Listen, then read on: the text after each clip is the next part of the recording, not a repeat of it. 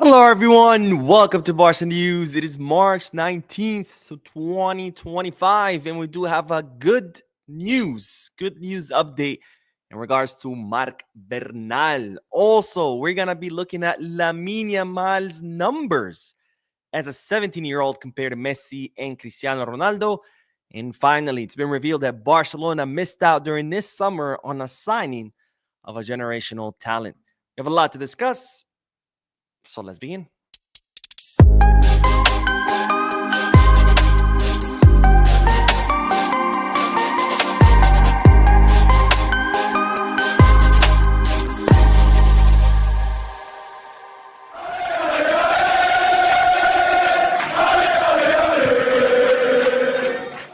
Hello, everyone. Welcome to the channel. My name is Mo. This is the Barca News live podcast where we discuss Barcelona news, but where I also get to interact with you lovely people in the chat section by reading your comments, answering your questions, and getting the discussion going.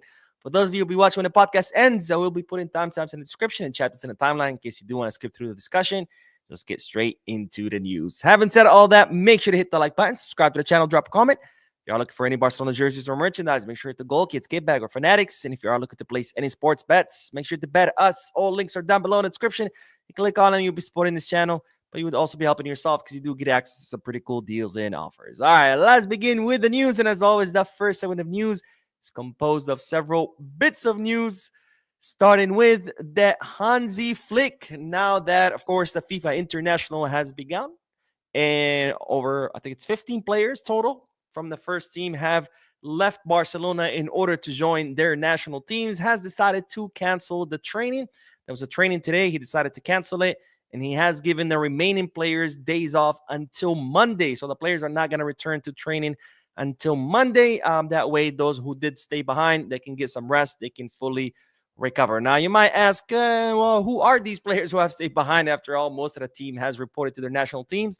Well, there's still Wojciech Szczesny, who refused to be called up to Poland because he's focused on Barcelona. There's, of course, Iñaki Peña, Gabi, who was not called up to the Spanish national team, Eric Garcia, Balde, who to me was very surprising that he was not called up to the national team, Ansu Fati, and Pau Victor. And then in the gym, there's still Marc Ter Stegen, Marc Bernal, Andreas Christensen, Marc Casado, and Iñigo Martinez, who are training in the gym, not on the pitch, because, of course, they are recovering from their respective injuries. Now, speaking of Marc Bernal, since I did mention his name, we do have a great update in regards to Barcelona's incredibly promising midfielder, and that is that next week, Marc Bernal is set to begin training on the grass or on the pitch, and that is very, very good news because signifies that the player is recovering really well. And in fact, he is recovering ahead of schedule because that's one of the last steps to fully recovering, which is training on the pitch. You know, when you first, of course, we know Marc Bernal ruptured a tendon in his knee. Sorry, not a tendon, a ligament in his knee. He had to undergo surgery to repair it. Usually when you undergo surgery, first you have to not do anything, let it heal. Once it's healed, you do physical therapy in the water, other physical therapy exercises to help, the healing process and to help strengthen the muscles around the injury. Once that's done, you move over to gym exercises where you're only training in gym, lifting weights, cardio, etc., etc. Then you move on to pitch training where you train on the grass by yourself. And then the last step is, of course, you join your teammates and you start training with the group. Well, it seems that Marc Bernal will begin the training on the pitch next week, which means that the player is doing really well with his recovery. And in fact, he is ahead of his schedule. But of course, Barcelona doctors are not looking to skip any steps, not looking to rush him back. There's absolutely no need. Plus, we're talking about a 17-year-old kid who has his whole future ahead of him. And the last thing you want to do is rush his recovery and then end up ruining his career. Now, while we're on the topic of injuries today, Ferran Torres did not train with the group. He has reported to the Spanish national team's training camp. He did not train with the group. He trained by himself at the gym. And that's because it seems that Ferran Torres was feeling some discomfort. However, the good news is that it's nothing serious. He's not injured. He's not going to be out. He simply had some discomfort. So they decided, out of precaution, not to train him with the team. He trained on his own, but they're saying that he will be available for tomorrow's match where Spain is going to be playing against the Netherlands. Ah, man, I really, really, really hate these FIFA international breaks, especially because what these breaks have been for, because there was three during the first half of the season. This is the fourth one, and they've all been for the Nations League, which again, as I've said many times before, trash, made up trophy. It's a made up trash trophy. It has absolutely no significance. It was simply made up to replace friendly matches. And because it's an official tournament, the teams or clubs are now obligated to release their players because clubs can only refuse to release players if it's friendly matches. So absolutely garbage. As opposed to, for example, Brazil and Uruguay, because Rafinha and Araujo have joined them, they're playing World Cup qualifiers. At least those matches have a meaning, have a significance. They are trying to qualify for the World Cup. But what the fuck is the Nations League? But anyways, the last bit of news of this first segment is great news. It's great news because, ladies and gentlemen, today the Barcelona Femeni defeated Wolfsburg 1-4 in the first leg of the quarterfinals of the Women's Champions League. That puts the Barcelona Femeni in a very great position. Of course, there's still the second leg, and nothing is for sure, or nothing is over until it's over. But this puts the Barcelona Femeni in a very good position to advance to the semifinal of the Women's Champions League. And I think our ladies are by far the best team, the best women's team in the entire world, and they continue to prove it time and time again. They're in the final of the Copa de la Reina. They're first in the Liga F, or the feminine league or female league or women's league, however you want to call it. And now they look like they are on their way to advancing to the semifinal of the Champions League. All right, let's go back to the chat section, or let's start with the chat section. And then we are going to talk about Lamine Yamal, because his numbers at 17 years old are absolutely astonishing. And we're also going to discuss his statements, because he has given interviews, as always, during FIFA international breaks. There's a lot of interviews. There's not a lot of action going on with club football. So that's when many players, end up giving interviews to media outlets. Raul says, Desiree Doue is an exceptional player. He is quick with the ball at his feet. That is incredible. Such a great dribbler and a fantastic ball progression ability. Barca is a joke. We can't buy Jet. You always call Barca a joke, which always makes me wonder, why do you watch Barca, or why are you a fan of Barca if you're always saying that Barca is a joke? Nathan Ford says, hi, Mo, question. Who do you think Barca should sign this summer for the fullback and both wings? Well, it's not going to be both wings. We're very limited in what players we could sign. So it's most likely just going to be the left wing and maybe the fullbacks. Who should we sign? I honestly don't know. It's all going to depend. And I say I don't know because it's all going to depend on the financial fair play, right? And we're not going to know that until after June 30th. That's when all the clubs turn over their financial paperwork to La Liga, and that's when La Liga sets the financial fair play for all the clubs. So until we know what our financial fair play is going to look like, that's not really a question I can answer. It's not even a question that Deco can answer. As I reported in a previous video, Deco right now has been working on meeting with agents and representatives and intermediaries. He's trying to see what's out there, what players will be available, how much they're going to want in salary, transfer fees, etc. But despite doing that, he still doesn't know how much money he's going to have to work with. So he's just kind of laying the groundwork, just doing the initial work, because, he even Deco doesn't know what the financial fair play is going to look like. So if Deco can't even answer that question, I definitely can't. Ibrahim says, I'm still at the office watching your live podcast, the only channel where I get my current updates on all Barcelona segments. Barca. Well, thank you, my friend. I appreciate you watching the channel and I appreciate your comment. And Hasib Al-Fawad says, Mo, what is your thoughts on Ta? As far as I've seen him, he's awful. I'll say this. If Flick is not a coach that has been requesting players. He's not a coach that came and he's like, here's my list. I want this guy. Jonathan Ta's the only player that Flick has requested.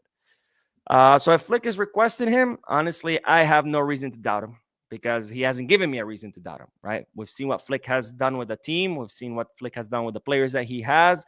He has transformed every player into a much, much better version of themselves. So if Flick believes that Jonathan Ta is a player that he could use, I say give it to him. Give him whatever the hell he asks for, because he's obviously shown us that, his decision making is a trustworthy one. And Mike Valencia says, can't believe these players are risking themselves instead of resting for a potential treble winning season and including South American player. Well, they're not risking themselves. That's their duty, right? They're called up on their national teams. So they're showing up, right? It's kind of like saying a player is risking winning a World Cup by playing for their club. It's their job. They're not risking themselves. The only way a player might avoid being called up to a national team is by saying to his national team, I don't want to go. And if you do that, you're pretty much risking never being called up again. And part of these players' dream is not just to play for a club they like. Their dream is also to represent their nation.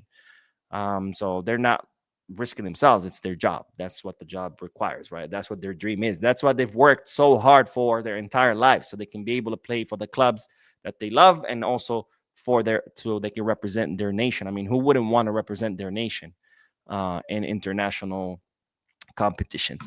All right, let's get back to the news because we do have to talk about Lamine Yamal because, ladies and gentlemen, Marca, the media outlet Marca in Spain, has released this chart, which I thought was very, very interesting, which compares the numbers of Lamine Yamal at the age of 17 to the numbers of two of the best players in the history of football. Of course, Lionel Messi being the best in the history of football. Again, at the age of 17, as we can see with Barcelona, Lamine Yamal has scored 20 goals, provided 23 assists in 89 matches. And with the Spanish national team, he has scored 3 goals, provided 2 assists in 17 matches. To Lionel Messi, who with Barca at the age of 17 had only scored 1 goal, no assists in 9 matches. And with Argentina, 0 goals, 0 assists, 0 matches. Of course, you cannot score or assist if you're not playing. And then there is Ronaldo, who at the age of 17, he had scored 5 goals and provided 5 assists in 19 matches for Sporting. And then for Portugal, same thing as Messi, 0 goals, 0 assists, and 0 matches. So it's an absolutely stark difference. It's a huge, huge difference between what Lamine Yamal has accomplished at the age of 17 compared to what Messi and Ronaldo had accomplished at the age of 17. And this just goes to show what a talent Lamine Yamal is. Now, does this mean that Lamine Yamal all of a sudden is better than Messi and better than Ronaldo? No. We need to look at these numbers carefully. We can't be making these kind of conclusions or these kind of jumps. Lamine Yamal already has to deal with so much. People try to compare him to Messi. I've always said we shouldn't do that. Messi's Messi, Lamine is Lamine, two different players. But what this does show is that Lamine Yamal is for sure a prodigy. He is a prodigy. He's a generational talent, and we are witnessing history because at 17 years old, Lamine Yamal has done way more than what Messi and Ronaldo had done at that same age. Now, again, does this mean that Lamine is better? No. Does this mean Lamine is going to be the next Messi or is going to be better than Messi? No. All this means is Lamine is better than Messi and Ronaldo at the age of 17, right? Because after that, we know how Messi and Ronaldo's careers exploded. And we're going to have to wait and see what's going to happen with the career of Lamine Yamal. So we have to be careful about these kind of numbers. But it definitely shows that Lamine Yamal is definitely a generational talent, a prodigy. And of course, that we are witnessing greatness. We are witnessing history. And again, he's only 17 years old. We haven't even seen the tip of the iceberg on how good he could be. His body hasn't even fully developed. His muscles haven't fully developed. His tendons, his bones haven't fully developed. He hasn't even reached like the maximum speed that he can reach, or his reflexes haven't fully developed. I mean, we're witnessing greatness, and that's nothing compared to what we will see down the road. And I have to say, I'm excited to be alive and be able to be witnessing this. Now, we do have to talk about some of the statements that Lamine Yamal made, because he did give an extensive interview. I'm only going to cover a couple of statements that he made. The first one was on whether he believes that Barcelona can win the Champions League. And well, this is what Lamine Yamal had to say. I already felt this last season when PSG eliminated us from the Champions League. I do feel that sensation of being part of a winning team. Last season, a game like the one against Atletico Madrid on Sunday, we would not have won. Same with Benfica. Now we have that feeling of being a team that wants more and more. So Lamine Yamal believes that Barcelona does have a chance at winning the Champions League. He says he feels the difference from now and last season, where last season, a match against Atletico Madrid down to the 0, Barcelona wouldn't have won it, or against Benfica when we were down 3-1, we wouldn't have won it, or even against Benfica when we were down a man, we wouldn't have won it. And I absolutely agree. I mean, in fact, I said that during those in the post-match live analysis of those matches. I said this team is different because last season this team would have fallen apart, and there was no way we would have mounted those comebacks, even against Dortmund, right? And it looks like Lamine Yamal agrees, but people said I was crazy, that I was a hater, that I need to stop obsessing about Xavi Hernandez, blah, blah, blah. Well, here you go. Lamine Yamal himself is saying it. So I don't know. Maybe you guys want to go to his social media accounts and blow it up in the comment section and tell him that he's a hater and he's crazy and that he's obsessed. But coming from Lamine Yamal himself saying that he feels he's on a different team, that this team, wants more and more and more. And I think it's evident, right? You don't just have to take Lamine Yamal's words for it. We've seen it time and time again all throughout this season. I think during this season, the last statistic I saw is Barcelona have scored 4 goals or more in 20 matches. 20 thrashings just this season alone, and the season is not over. So it's clear that this team is hungry. This team has the mentality, the spirit, and of course the skills to be able to win it all.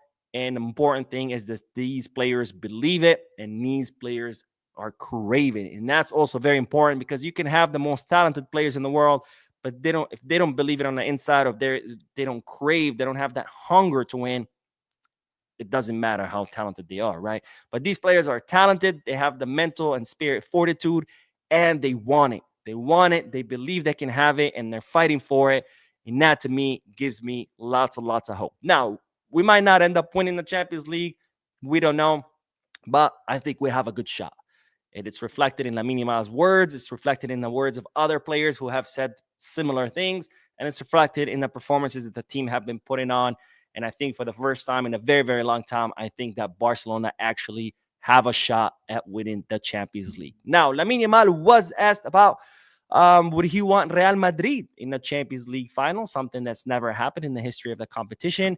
And this is what the player had to say. Why not? There's no reason to fear any team. I said earlier that Liverpool were favorites because they finished first in the group stage. But after them, we were next. We do not fear anyone. We are the team that hurts Real Madrid the most. And they do the same to us. So Lamine Yamal again believes that we are the team to be feared. For the longest time, the question was, oh, well, Barcelona gonna face PSG. Should you be worried? Or Barcelona's gonna face Dortmund. Should we be worried? Or we're gonna face Bayern Munich. Should we be worried? But the question has changed. That's no longer the question. The question is now, are the other teams worried? Because we are the team to be feared. We are the team to be beat. And again, it's reflected in these players' desire to win, their hunger to win, their mentality, their spirit, and of course, their skills. And all led by the great Hansi Flick, who has done a phenomenal job completely changing dynamics of this team in such a short period of time. That's the most astonishing thing. We're not talking about Hansi Flick, who arrived 3 seasons ago, and he's been, slowly building the project. No, we're talking about Hansi Flick that arrived only a few months ago, and in such a short period of time, with no signings except Dani Olmo, who's been injured half of the time, has been able to transform this team drastically, a complete 180. And for that, we will always be grateful for the German coach. All right, let's do the chat section, and then we are going to talk about Luis Diaz. I know you guys don't like to talk about Luis Diaz, but we have to do it. We have to do it. Idris says, I was following our match fixture, and I realized that if we were to beat Real Madrid at home, then we could be La Liga champions next when we win the game away to Espanyol. That'd be cool, actually. Again. Right, the last La Liga we won, we were at Espanyol Stadium. But hopefully, we could become champions earlier, right? The earlier, the better. And also, it gives us more time to rest, right? Because if you already won La Liga, you can rest your starters, assuming we're still alive in other competitions. And, you can focus more on those competitions. But, yeah, that would be pretty funny if we beat Real Madrid and then become champions at Espanyol Stadium. That'd be cool. But I would actually I'll take that back. I would actually prefer to become champions during El Clásico. Like win against Real Madrid at Montjuic and then become champions there so we could celebrate at home in our stadium, quote unquote, because it's not the Camp Nou, in the face of Madrid. I think that'd be awesome because we already celebrated winning the Spanish Super Cup, right? and that'd be cool. And it would also be cool if we went to the Copa del Rey final and beat them there. And then it would be cool if we went to the Champions League final against Madrid and also beat them there and ended up winning, 4 trophies, all of them thanks to Real Madrid. I think that'd be freaking awesome. Maynul says, hi Mo, you've said that Gyökeres would be too expensive as Sporting want 65-75 for him, but we keep hearing that Barca want to sign wingers who could cost the same. Are our priorities wrong here? So even wingers who cost that much would be too expensive, right? That's why Nico Williams, even though the interest of Barcelona has cooled off, he's still one of the main targets because his release clause is 58 million as opposed to 75 for Gyökeres, right? Now, as far as priorities, not pricing wise, but position wise, the priority right now is the left wing and it's not the center forward. Center forward, Lewandowski will be extended until 2026. So the priority right now is the left wing because we don't have anyone there. We do have Lewandowski in the center forward. So Barcelona are not going to be looking to sign center forwards this summer. Obviously, things could change. It's still March. The summer transfer market doesn't open for another 3 months. Maybe Deco decides, yes, we do need a center forward. But right now, as of today, March 19th, a center forward search has been postponed to the summer of 2026. And this summer, the main priority will be the left wing. And if there's enough money and there's enough financial fair play, the fullback positions, right? Now, of course, if it was up to Barcelona, they would sign all 4 positions this summer, center forward, left wing, and the 2 fullbacks. But unfortunately, we're in a dire financial situation, so we have to pick and choose which position we reinforce first. And right now, they're prioritizing left wing and fullbacks. Pisca Michael, all right. He says, hi Mo, given Eric's and Ferran's role in the team changing, would you renew them or keep them? This summer we must sell players. Ansu and Christensen probably won't be enough. I would personally sell Ferran. I know he's been great off the bench. But at the end of the day, it is Ferran, right? And Ferran has shown us time and time again that he just doesn't have what it takes to be a Barcelona player. Now, of course, we still have them. He has a contract. We're stuck with him, so might as well use him. And it's great that Flick has found a good use for him coming off the bench. But that's only because we're stuck with him, right? But if we can get rid of him, I would much rather sell him and sign someone in his place who is a little bit more skilled. Let's put it that way. As far as Eric Garcia, I like Eric because he's he gives you options. He could be a center back and also a defensive mid. And he's even played on the wing. He played, not a wing, as a fullback against when he played in Girona. So he's a lot more versatile as a defender. But we do have a lot of defenders. So I think if a good offer comes for Eric, I think we should at least consider it because we have Araujo, Coarsi, Iñigo. We have options there. So I think Eric, should we at least consider it? Christensen, with all the injuries he's had, I think it's a for sure sale for me. If Todd comes for free, then yeah, I think we would have to sell Eric. But if Todd doesn't come and we sell Christensen, then we would have to keep Eric so he could be the 4th center back. All right, let's see. Landray says, yo, Mo, I'm stunned at how other players step up when someone gets injured, except for our forwards position. We need forward signings badly. Yeah, our front 3, they're the only ones we have, right? Lewy, Rafinha, and Lamine. And God forbid any of them gets injured, it's like all of a sudden you're like, crap, we don't have any reinforcements. So, yeah, we definitely need. I mean, technically we do have Ferran that can replace Lamine, but it's a big difference from Lamine to Ferran, or Ferran could also technically replace Rafinha, which also big difference. We do have a donation from Edwin. Thank you so much, my friend, for your generosity. Edwin says, who is currently your favorite player in the club? Hope all is well. Ooh, that is a very tough question because we have so many great players and they're all doing so amazing. But if I have to absolutely choose one, gun to my head, I think I would choose Pedri. I think, as I've said it before, Pedri has been the most important player in the squad. Rafinha has been the best performing player. Lamine has been the most talented player. But the most important player in the squad, I think it's Pedri. What he's done this season in the team it's been out of this world. The way he sets the tempo, the way he sets the rhythm, dictates the tempo, dictates the timing, the way he organizes that entire team, the way he just owns the midfield, his ball control, his vision, his passing. I mean, I think Pedri's just been the heart and soul of this team. And, he's Iniesta all over again. It looks like Iniesta didn't retire. It looks like he just, you know, transformed into Pedri. Or maybe it is Iniesta. He's just wearing a mask and, pretending to be someone else. But I mean, it's Iniesta reincarnated. And to me, I think Pedri's been the most important player. Again, not to take away from what everyone else is doing. Cuarci has been so important in the back. Inu Martinez, the two of them have been just amazing in the back. Lamine Yamal, obviously, Rafinha. I mean, we have so many great players. But yeah, if I had to choose absolutely one, then I think it has to be Pedri. All right, let's get back to the news because, ladies and gentlemen, Barcelona have received a boost in their pursuit of Luis Diaz. As you know, Deco is obsessed. He wants to bring Luis Diaz. He's his number one option for the left wing.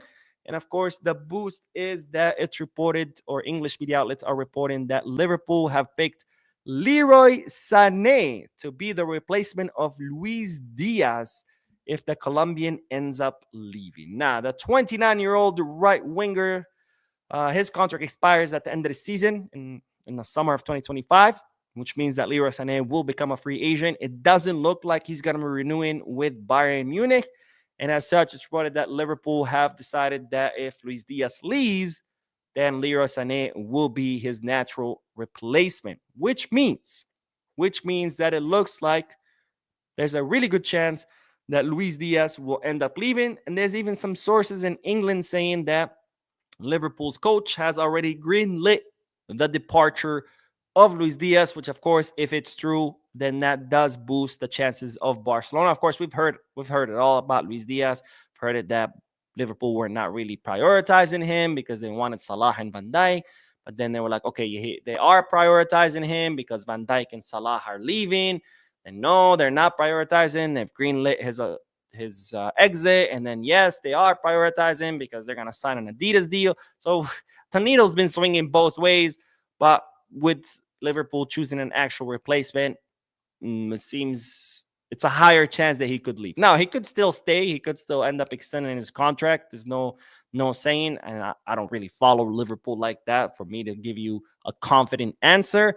But the news is that Liverpool has picked Leroy Sané as a replacement of Luis Diaz if he leaves. And this, of course, gives a boost to Barcelona because, as we know, Deco has been trying to lay out a plan on how to sign Luis Diaz. It's his number one choice for the left wing. I've said it time and time again. I don't agree with this. I'm not going to go into the details again. I don't want to bore you with the same thing. I've said it a million times. But that's the news. Looks like there's higher chance than yesterday that Barcelona could sign Luis Diaz. Of course, it's still a pretty big if, because not only does Luis Diaz need to leave, we also need to talk about money, right? And it's reported that Liverpool could ask upwards of 75 million for Luis Diaz, which, of course, that would put him out of the range for Barcelona, unless Barcelona can come up with some kind of deal, payment plans, maybe on a player in exchange, or trying to negotiate the price down. But for now, it does seem like a pretty tough signing to complete. But nonetheless, Deco is still working on figuring out a plan. All right, let's get back to the chat section. And then we will talk about Desiree Doue. Let's see, where did we leave off? I think here. Alex Narnia says, Mo, ESPN FC really like to hate on Barca because we are playing so good. They really hate it. I saw some of them pundits voting against us not winning champions. Typical pundits. Yeah, I mean, ESPN FC are the biggest joke. I've talked about it time and time again. I don't want to repeat myself and bore you guys with that. But yeah, I hate those guys. Barca Yamal says, hi, Mo. Are there other Barca YouTubers where you get inspiration from? My sincere respect for you, my man. You really are consistent and full of energy. Thank you, my friend. I think I've addressed this before. I actually don't watch any Barca YouTubers. Not because of anything, not because I have anything against them. I just don't have the time. I work I work a lot. Some of you guys know I'm an attorney, so I work a lot, very long hours. I also train. I do MMA. I have my dog, plus your daily things that you have to do, like cleaning, cooking, grocery shopping, and then of course there's the channel, right? So between all the time that I spend doing my own things plus doing this channel, it doesn't really leave me much time to be able to watch other Barca YouTubers. I do follow a lot of reporters and some YouTubers in Spain, people who are very well informed of the club, and I like to follow them because they're a good source of news. But as far as English speaking YouTubers, no, I don't really watch any of them. Just it's a time constraint. That's all. And we do have a donation. Texas Transplant, as always, with his generosity, says, "I'm in Germany mode, bro." Well, I'm not gonna read the last part only because I know I'm gonna butcher it. But that's awesome. So I'm guessing you're gonna be rooting for Germany in this Nations League. By the way, are you German? I never asked you that because I know you've always supported the German national team. Are you German or do you have German ancestry? I'm very curious. Let me know in the chat section. All right, let's see. Let's see. Where did we leave off? There we go. Java the Hut says, "Did you hear how Ancelotti was crying about Real Madrid playing too many games in a short amount of time? Imagine a Barca coach, especially Xavi, said that the media would attack like crazy. Real Madrid are spoiled." Oh, absolutely. I mean, there's no doubt that the media is completely biased in favor of Real Madrid. I mean, we see it. For example, Inigo Martinez, right? We talked about this in the last video. He's injured, and all of a sudden, all the media in Spain are like, "Oh, he's faking it," and blah blah blah, putting in doubt. And when a Real Madrid player gets injured, oh, it's unfortunate. But when a Barcelona player is injured, oh, he's faking it, right? Like when Andreas Christensen got injured and Dani Olmo got registered in his place, they were like, "Oh, Christensen is faking it." What player in his right mind is gonna miss an entire first half of the season to let someone else play and fake an injury? Like, it just makes no absolute sense. And there's already a campaign against Lamine Yamal already in Spain in the main media outlets. They cannot stomach or fathom that the player is doing much better, that a Barcelona player is doing so much better than any Real Madrid player. They cannot fathom that. So there's no doubt. And there's, by the way, a big campaign to make what's his name? I'm blanking his name. A defender from Real Madrid that everybody swears is better than Cubarsí. The guy doesn't even start matches. Oh my God, I'm completely blanking. But anyways, he's involved in a criminal investigation. When I think him and his friends, they like leaked a video of a minor girl having sex. So he could end up in prison. But you're not hearing anything about that in the media in Spain. But there is a campaign against Lamine Yamal. So priorities, right? One, how dare you play good? The other one, child pornography. Who cares, right?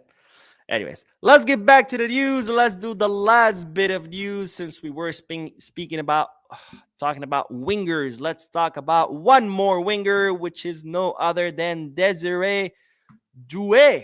Now, you might be wondering, Mo, why are we talking about this guy? Well, the reason we're talking about Desiree Doue is because it's been revealed that Barcelona tried to sign the 19-year-old left winger during this summer transfer market. But unfortunately, Barca's financial fair play did not allow the club to go through this signing. Now, this happened while the whole Nico Williams debacle was going on. Barcelona had decided that Nico Williams was going to be their main signing. And when Nico Williams was like, "All right, I'm going to stay," then Barcelona were kind of left looking for a replacement for a left winger. And it's reported that Deco suggested to the club that Barcelona signed Desiree Doue, who at the time was playing at Stade Rennes. And Deco believed that Desiree Doue was the perfect fit for Barcelona, given his remarkable dribbling abilities, his speed, his attacking flair, his explosiveness in the final third, which makes him a very dangerous player in the final third. So Deco believed that Desiree Doue would be a perfect fit for Barcelona. Deco attempted to sign the player. He approached the player's representatives, But unfortunately, La Liga's financial fair play did not allow for this signing to go through. And then PSG ended up paying 50 million euros and signed him. And, well, every time he plays, he just keeps getting better and better. So it looks like Barcelona ended up missing out on this generational talent thanks to La Liga's worst financial fair play rules in all of the European continent. Javier Tebas is killing this league, is smothering it slowly with a pillow thanks to his ridiculous rules. So here we go. We have a talent, a very great talent that could have come to Spain, could have generated TV viewership, sponsorship money, TV money, merchandise money for La Liga, but instead he stayed in France and now he's generating that for the French league. So bravo, Javier Tebas, on your incredible work that you've been doing, killing this league slowly. All right, let's get back to the chat section. But before we go back, would you guys have liked to see Desiree Doue at Barcelona? Let me know in the chat section. All right, let's see. Richard says, Mo, I'm curious if you think there'll be some kind of envy from Vinny Jr., maybe Neymar at Gotinha during the international break. I don't think so. I think, players at the end of the day, they're all professionals. And, when they go back to their national teams and they play together, they all seem to get along because at the end of the day, it's a job and your teammates are your co-workers and you're all there for the same goal, which is to help your country lift a trophy. So I don't think so. But who knows with how idiotic Vinicius Jr. is, you never know. Ben Boadi says Yamal is a huge talent. I pray that he stays fully fit throughout his career. I wish Ansu was fit. The previous version on Ansu on left wing and Lamine right wing would have been scary. Glad to be live with you, Bo. Yeah, man. Can you imagine 18-year-old Ansu before the injuries playing on the left wing with Lamine Yamal on the right, Rafinha as an attacking mid? Man, this Rafinha, of course, not the last two season Rafinhas. That would have been one hell of a attacking trio. GT Maestro says, hey, Mo, have you noticed how ESPN likes to talk shit about Barcelona, but goes silent when Barcelona absolutely destroys the team? Yeah, I've noticed it. I've mentioned it a lot. And, it's unfortunate. It's unfortunate. A lot of times I've started to watch matches on mute just because I just don't want to hear the dumb shit that they have to say. Let's see. What else? Francis says, I will choose Rafinha because he came to Barcelona where Barcelona fans were talking bad things about him. I'll choose Rafinha for what? If you could clarify, that'd be awesome. Always Django says, Deco is a shame. Same guy that signed Vitor Roque wants to spend 70 mil on Luis Diaz. I don't think Barcelona can spend 70 million, and that's why Deco is trying to figure out a plan to replace him. Hey, Kool-Aid Podcast. What's up, man? How are we feeling after this past weekend? We're feeling amazing, man. If you guys don't know, Kool-Aid Podcast, they have an amazing show. I've been on it a few times. If you haven't seen it yet, make sure to check it out. By the way, man, when are we going to do another podcast together? Let me know. Send me a message. I would love to do another podcast together. But feeling amazing after this weekend. I mean, that win, that comeback was insane. Was out of this world. This is just another team. This is a different Barca with a different mentality, different fighting spirit. And this is a Barca that I think is capable of competing against any team and for any trophy. And I'm just delighted to be able to witness this.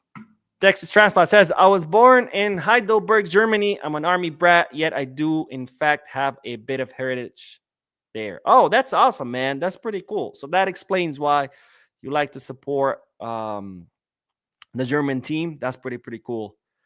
Let's see. And Noel says, hey, Mo, tuning in from DR. All right, let's go. Finally, it is a good time to be a Barca fan again. The Madrid guy with a child is Asensio. Thank you. I don't know why I just could not remember his name, Asensio.